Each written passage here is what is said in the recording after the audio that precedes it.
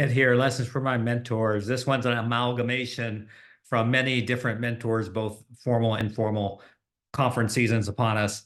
So it's how do you maximize conference? Some people have a great formula. So the first thing is have a plan. Some people have a great formula. Like the morning is education. The afternoon is hanging out on the floor, exhibit hall, connecting with vendors and partners. And in the evening, it's more of the social connection, networking. Great plan. And nothing wrong with it. I think you should have a plan, especially if you're early in your maturation as a leader and of attending these sort of events. And maybe as you get older, you'll get better at it and don't need a plan. But I think it's always good to have a plan. The second thing is not to drink too much. So everything's free. You're being wined and dined, and they're spending a lot of money on alcohol, and it's easy to overindulge. And I'm just telling you from personal experience, professional experience, don't do it.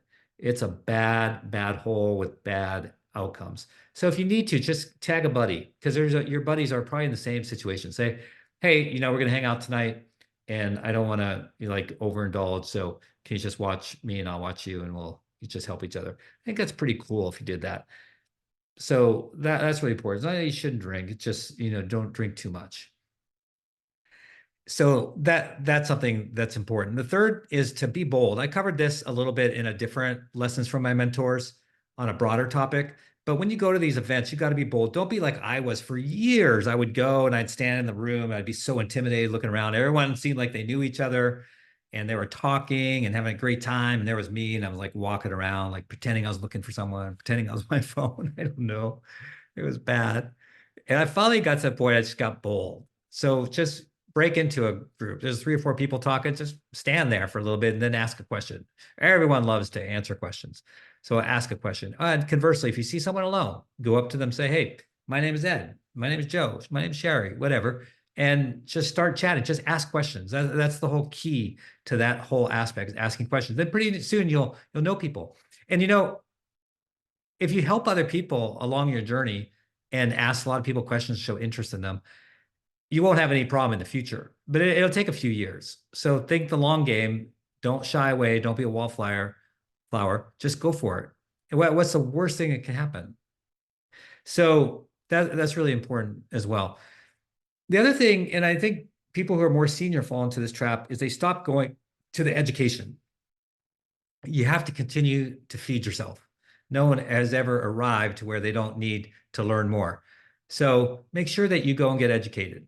So take advantage of all the great programming and learn. And then when you do go, sit in the front. I mean, I did this when I flunked out of college, many of you know. And when I got back into the A track, one thing that really helped me was sitting in front of the class. So I couldn't be distracted. So otherwise, I'm on my phone. I'm distracted just like everyone else. But if I'm sitting in front of you, it's going to be hard to pull out my phone without feeling bad. So sit in the front, fully engage, learn. So that's another thing. I think, this one's a little bit more controversial. Don't sleep so much. So to the extent that you can, maximize this opportunity. It's rare, right, that you get away, go to educational event, conference. And so why go to bed early? So stay up as long as you can, get up as early as you can, just take it all in. And those are really sort of like the key, like 3 or 4 things that I would really do. Have a plan, don't drink too much, be educated, be bold in your networking, don't be afraid of people, just break out of that shell, maximize the time available, and just have fun. Here's one little bonus thing, and I used to do this all the time. My team probably didn't like it so much, but only a finite number of people get to go to conferences. And so it's pretty special that your organization has invested in you to go. So what I would always have people do, and I did this for multiple reasons, they had to report back. So after, we sent a contingent of people to HIMSS as an example, they had to come back, and in one of our leadership meetings, they would present back their key learnings. This does a couple things. One, it makes sure that they go and do some education and learn.